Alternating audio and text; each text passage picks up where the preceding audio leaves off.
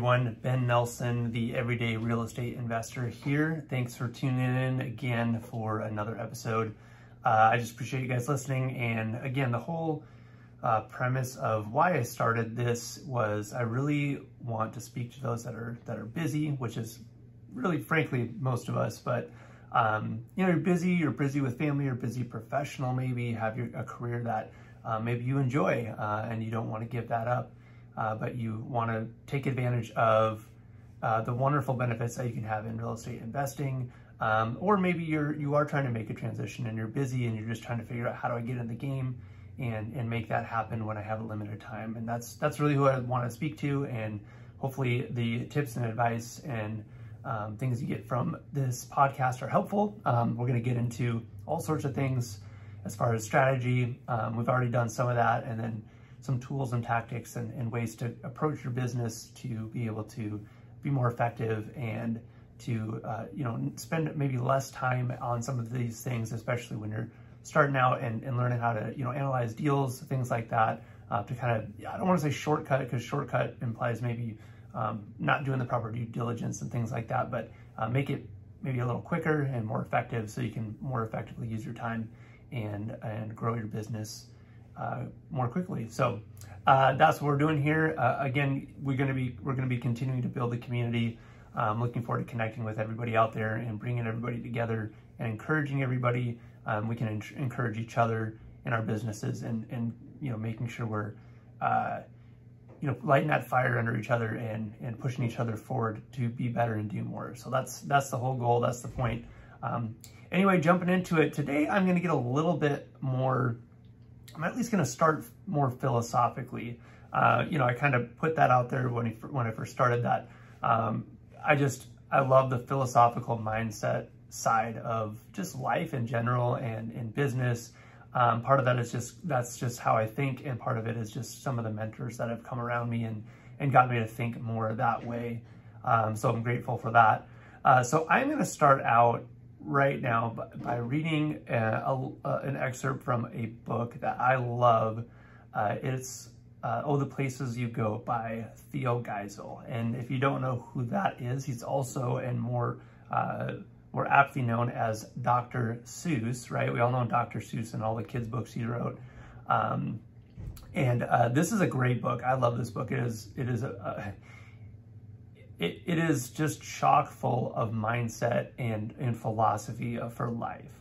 And if you haven't read this book, it's an easier read. It's a kid's book, but it's worth picking up and reading just to remind yourself of all these little lessons and how life is a lot of times, and how you have to just have this perspective to be able to push forward. So this is in the middle of the book. I'm just going to read this section here, and then we'll jump into it, and then we'll get into how that applies right now, okay, in this, where we are in our market, but where a lot of people are, especially when they're starting out or trying to figure out their first moves, right? Okay, so here we go. This is starting out in the middle of the book, about talking about making decisions and things like that. It says, you can get so confused that you'll start into race down long, wiggled roads at a breaknecking pace, and grind on for miles across weirdish wild space, headed, I fear, toward the most useless place, the waiting place. All right? Goes on to say, for people just waiting for a train to go, or a bus to come, or a plane to go, or the mail to come, or the rain to go, or the phone to ring, or the snow to snow, or waiting around for a yes or a no, or waiting for their hair to grow. Everyone is just waiting.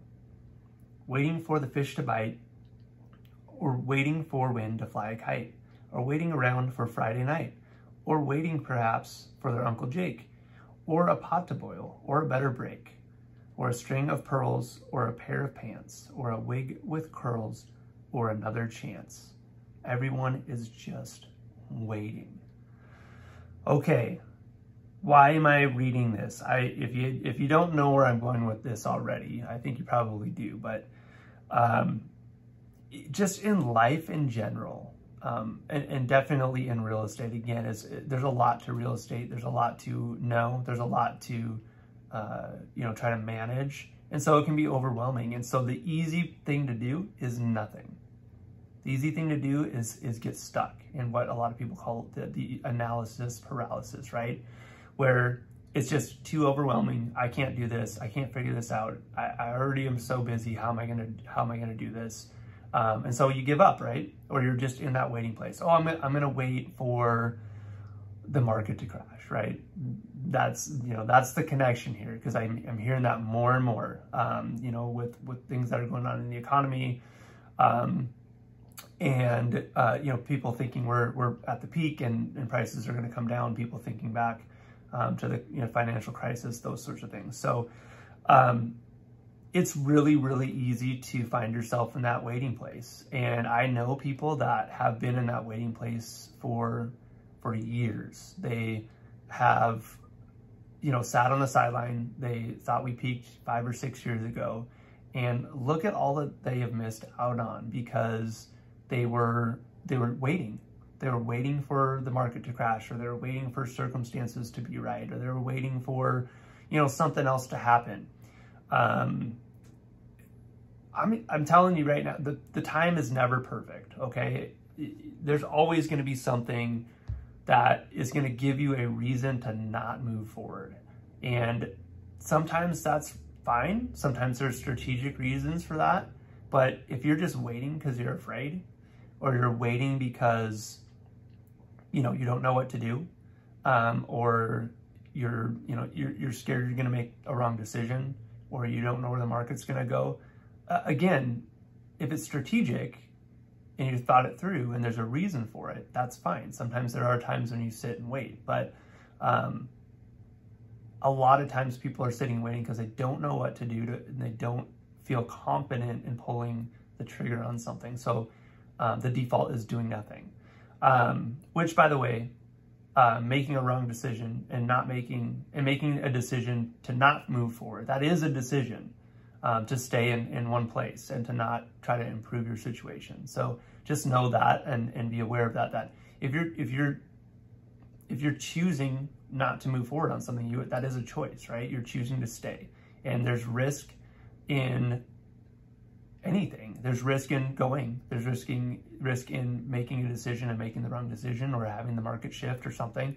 But there is also risk in doing nothing and not putting yourself in a place to improve your situation. So either way you're risking, it's just, what are you willing to risk? Are you willing to risk failing, or are you willing to risk being disappointed because you didn't move forward on something that you should have? And I would rather risk failure. I would rather risk making a wrong decision, which I have done, and you figure it out from there. And yeah, it hurts to make a wrong decision, and you can lose money, and you can, you have to pick yourself up and lick your wounds. But I would rather do that and know that I tried and I did my best, and learn how to not maybe make that same mistake the next time, than not even go down that road and take that chance. So I hope you guys feel the same way. So again, the reason why I started with that is, everybody's asking those questions like right now. A lot of those questions, like, are we at the top? Are we in a bubble? Are we going to crash, right?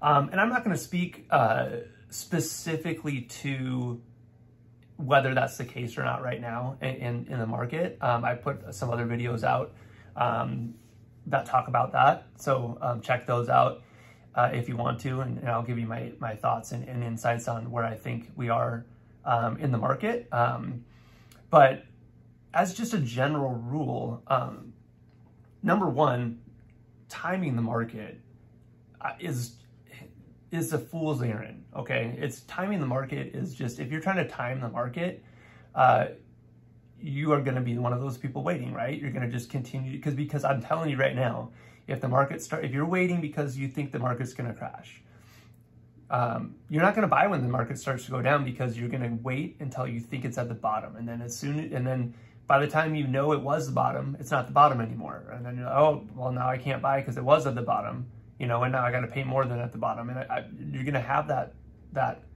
talk in your head and you're never going to do anything. So you're not wanting to, timing the market is just, it's not the right mindset to go in at, okay? Yeah, it's better to pay less for something, but from a mindset perspective, if that's your only angle that you're looking at, you're likely not going to do anything, because you're always going to have an excuse, whether that's it's not quite the bottom yet, or it's at the top, or whatever that is. So you got to get past that, okay? The second thing about that is buying low and selling high is not investing, okay? That's trading, and that's speculating. Putting your money to work for you so that it gets a return, that's investing. Now, in appreciation and all of that stuff, and having your value of your property go up, that's part of your returns. But if that's the only part of your, and I say this in my other podcasts, my videos, if the only thing you're buying for is the price, then I think that you need to relook at your investment philosophy a little bit. That's my personal take, because that should be additional, and you should buy in markets that have that potential for growth. Again, depending on your investment strategy, right? And what you're really after. But your investment shouldn't only make sense because you're getting it at a certain price with the plan to sell it at a higher price, again, unless you're in the trading or speculating game. So that's different. What I want to talk about now is what can you do going from here to not be stuck in that waiting place, and to make sure that you're covering your downsides, and that you are putting yourself in a place to succeed, not regardless of what the market does, maybe, but at least you're covering your downside, right? So just these are going to be really quick, kind of high level things that you can do, and we'll talk more. Some of these we've talked about in more detail in the past, and some of it we'll talk about more in the future. Again, would love to chat with you about all of this stuff, and answer questions for you as well within the community. Don't have that platform quite together yet, but it's coming soon. Or hit me up on social media, and I'll try to get back to you. Let's see, a couple things here. So, okay, the first one is kind of a big, like, generic one, but buy smart, okay? So how do you buy smart? I've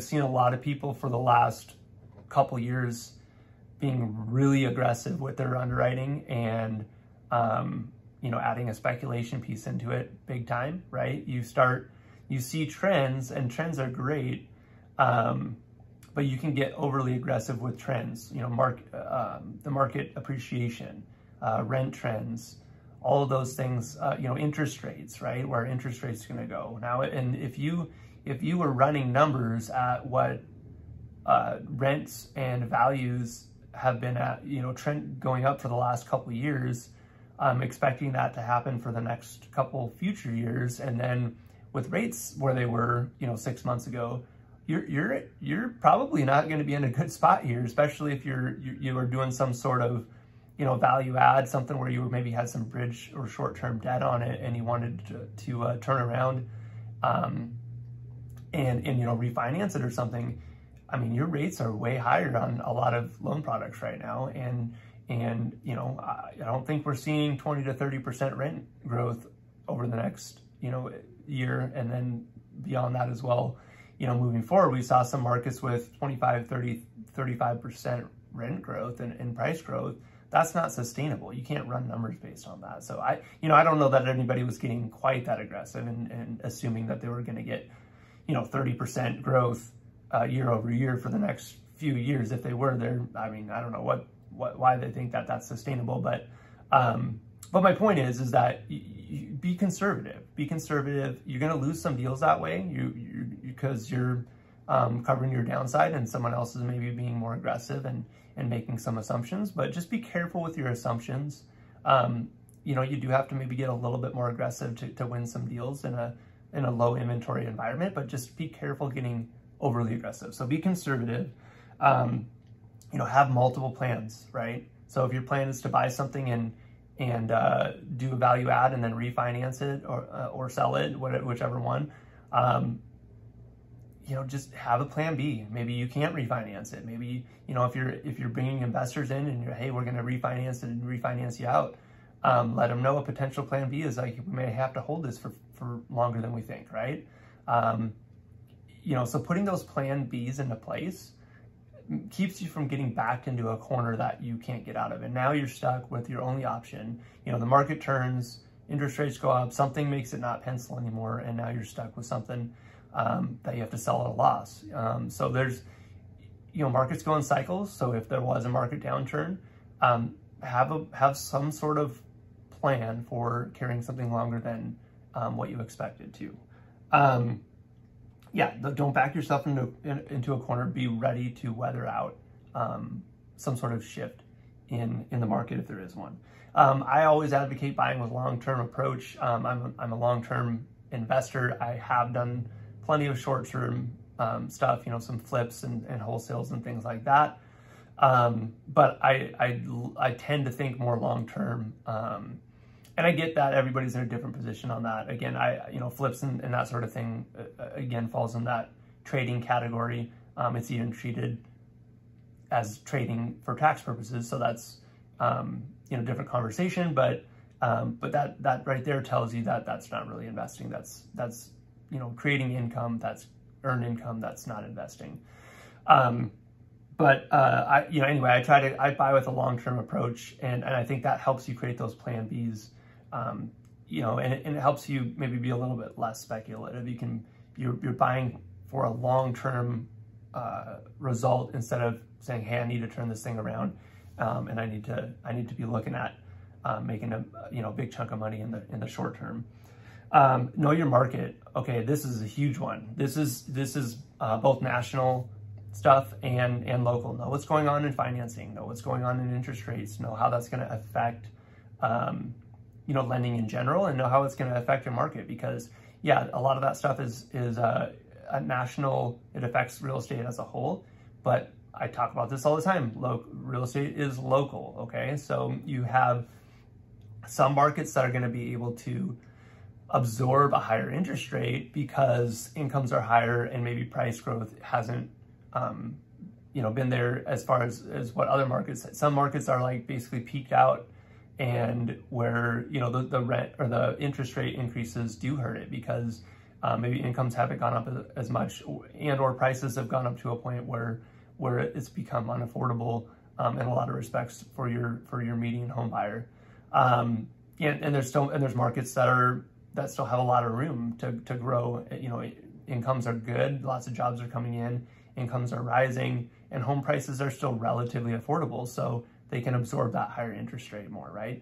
And then you look at what's being created as far as new inventory and what is the likelihood of continued housing shortage, which supply and demand is going to continue to push prices up, versus if there's a market that you're in or looking at that maybe has the possibility of having too much inventory coming in and not being able to be absorbed. Now you have a little bit too much supply, and that's going to have a downward effect on pricing. So those are some of the things that you can do. Know your market and know what's happening there. Try to be in a recession-resistant niche, right? Okay, so what does that look like? I won't get into too much here, but there are certain sectors that are that can handle a recession a little bit better than others. So a lot of people have talked about storage, self-storage, which ironically, if you think logically about it, doesn't really seem like it should be recession resistant, but for a lot of reasons, it has shown to be historically. Manufactured home communities have also been that way. A lot of the affordable housing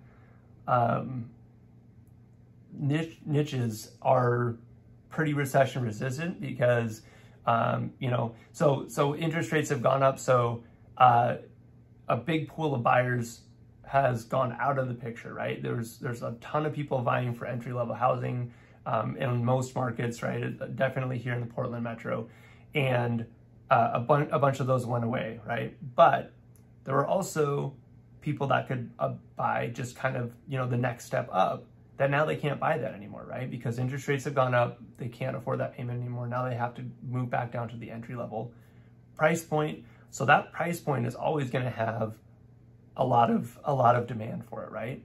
So those are just a couple examples, and that's not getting in the weeds on that or too in depth, but just look at what's been good and done well in recessions, in past recessions, both from a product and from a market standpoint.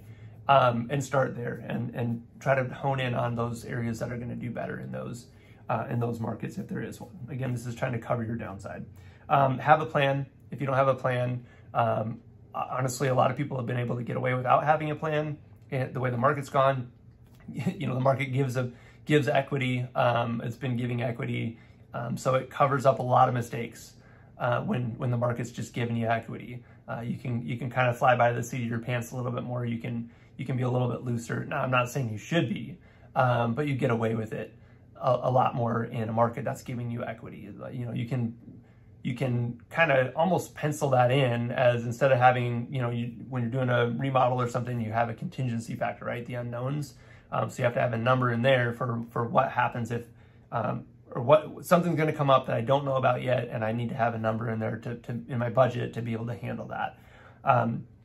And you kind of almost could just not do that in the last few years because you just knew that the market was going to give you that extra money, doing a remodel or whatever you were doing, right? So again, I'm not a proponent of that. I don't think you should do that, but you could get away with that. So anyway, having a plan, you should always have a plan, but again, I think people have been able to get away with not having a plan a lot more the last few years, and they just, it's been a forgiving market for that. So have a solid plan, have a good budget in place if you're doing like a remodel or some sort of value add, and go into it just knowing exactly what you're gonna do, so your project doesn't stretch on, so you can implement your business plan and be as effective as possible with budgets and your finances. And then have an excellent team. Okay, I talk about having a team a lot because your team is where you implement what you're doing. You are the leader of your team. You have your property manager, you have your contractors, you have your real estate brokers. You have all these people that you're bringing together. You're telling them what you want to do and what you're trying to implement, and having an excellent team is going to help you pull that off a lot quicker, a lot more efficiently, and that's going to help you cover the downside as well. And they can also give you input on what they see coming in the market. I mean, your property manager, hey, what are the trends? What's going on? You ask them, right? Oh, well, this sector's seeing a downward trend. This sector's seeing an upward trend. This sector, we have way too many of this type of unit, versus this one. And that's all due diligence stuff, but again, they can help you protect your downside by having those conversations beforehand, and also by having them help you work through that business plan that you're going to implement for the property. So I hope that's all super helpful to you guys. Again, don't get stuck in that waiting place. There's always good opportunities out there in any market, whatever market you're in. You have to just know how to approach it, and you have to have a plan going into it, and you have to cover your downside, and just make sure you're going into it being conservative. Don't make too many assumptions. Don't be too speculative, but don't stay out of the game. Don't let where the market may or may not go keep you out of the real estate game. Nobody really knows for sure what's going to happen. Yeah, we're long in this cycle, but there's a lot of things pushing in opposite directions. So, you get different opinions, you get different input. But I think if you take all of these things and you put them together and you really are strategic about what you do, there's really no reason to not get into the real estate game. You just have to make sure you're doing it the right way. You're doing it with a long-term approach. You have a plan, and you just cover your downside. So, thanks again for listening, everyone. I really appreciate it. Reach out to me on social media. Look me up. I will attach links to my social media pages, my social media handles, so that you guys can find me on there. Make sure to follow me. I'm going to continue putting out additional content, not just the weekly podcast. I'm really excited to connect with you guys as I continue to build a community and just making sure we're coming together, pushing each other, you know, getting out of that waiting place, pushing each other to keep moving forward and making things happen, and reaching our real estate goals. So thanks again for listening. Make it a great day, and we will catch you on the next episode.